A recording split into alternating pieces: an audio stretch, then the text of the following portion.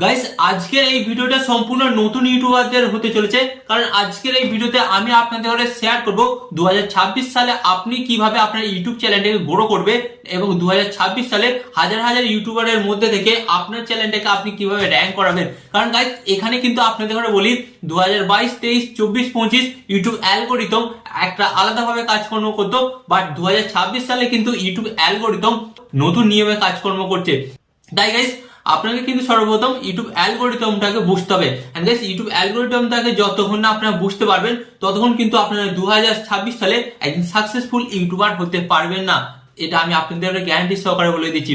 আপনারা যদি চান, আপনারা যদি আগের নিয়মে কাজকর্ম করেন তাহলে কিন্তু আপনার ভিডিওতে ভিউজ খুব কম আসবে, এবং আপনারা যদি নতুন নিয়মের কাজকর্ম করেন তাহলে ইউটিউব অ্যালগোরিদম কিন্তু নিজে আপনার চ্যানেলকে সাপোর্ট করবে। এন্ড সাপোর্ট করার পর কিন্তু আপনারা দেখতে পারবেন যে আপনাদের চ্যানেলটা কিন্তু খুব তাড়াতাড়ি বুস্ট করছে, যার ফলে কিন্তু আপনার চ্যানেলটা 1 বছর না হতে হতেই কিন্তু 1 লক্ষ সাবস্ক্রাইবার কমপ্লিট করে নেবে। হ্যাঁ, তাই আজকের এই ভিডিওটি আপনাদের ঘরে অন্তত মনোযোগ সহকারে দেখতে বলবো, এবং যারা এই চ্যানেলে নতুন এসেছেন তাদের কাছে একটাই রিকোয়েস্ট করবো, এই ধরনের হেল্পফুল ভিডিও পেতে আপনাদের ঘরে কি করতে হবে, সর্বপ্রথম ভিডিওতে একটি লাইক দিয়ে চ্যানেলটিকে সাবস্ক্রাইব করে দেবেন। ওকে, তো চলুন বন্ধুরা ভিডিওটি কন্টিনিউ করা যাক। তো ফার্স্ট অফ অল আমি আপনাদের এখানে একটা কথা বলবো, 2022, 23, 24, 25 ওকে, এই যে পিছনের বছরগুলো, এই পিছনের বছরগুলোতে ইউটিউব অ্যালগোরিদম কিভাবে কাজকর্ম করতো। গাইস আগে কিন্তু ইউটিউব অ্যালগোরিদম হ্যাশট্যাগ, ট্যাগ এবং থাম্বনেল এই তিনটে জিনিসের উপর কিন্তু ডিপেন্ড করে ইউটিউব আগে কিন্তু কাজকর্ম করতো।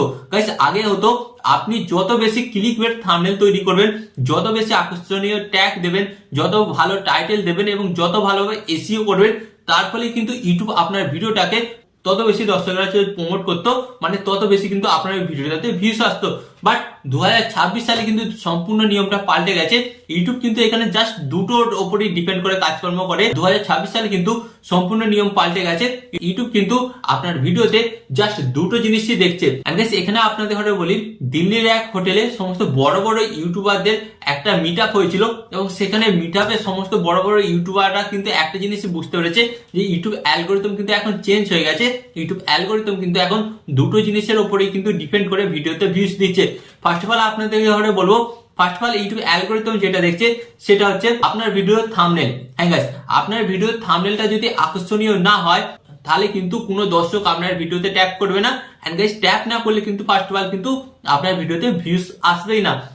এন্ড গাইস এরপর ইউটিউব অ্যালগোরিদম সেকেন্ড যেটা দেখছে সেটা হচ্ছে ভিডিওতে average watch time.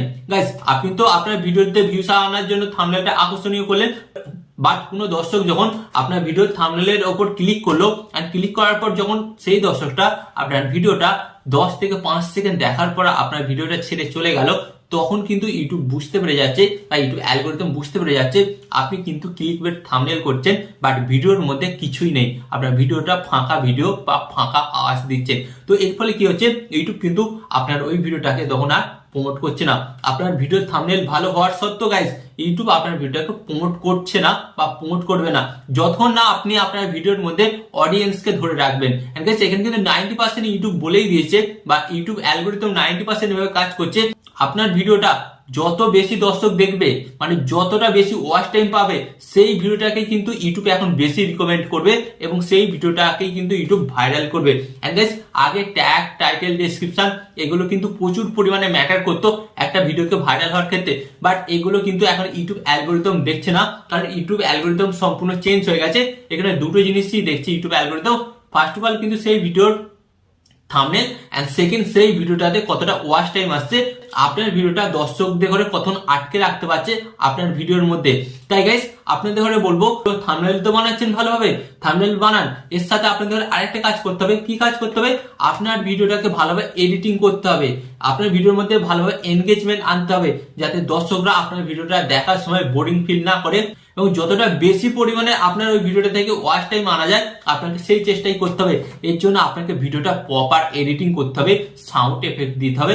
And guys আপনাদের এখানে একটা কথা বলি, ভিডিওটাকে আরেকটা জিনিস করতে হবে, আপনার ভিডিওর কোয়ালিটি কিন্তু চেঞ্জ করতে হবে। আগে দেখা যেত যে কোনো কোয়ালিটির ভিডিও চলে যেত, বাট এখন কিন্তু কোয়ালিটি ম্যাটার করে। হ্যাঁ গাইস কোয়ালিটি ম্যাটার করে।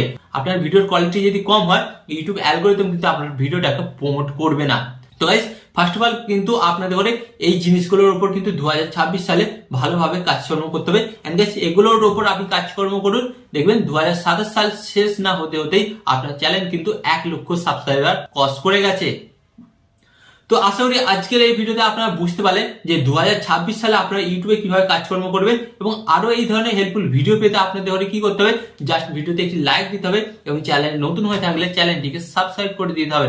এন্ড এখানে আমি আপনাদের ঘরে একটি কথা বলবো, আপনারা সর্বদা ভালো থাকবেন, সুস্থ থাকবেন এন্ড সর্বদা টেকনিক্যাল টিপস চ্যানেলের সাথে যুক্ত থাকবেন।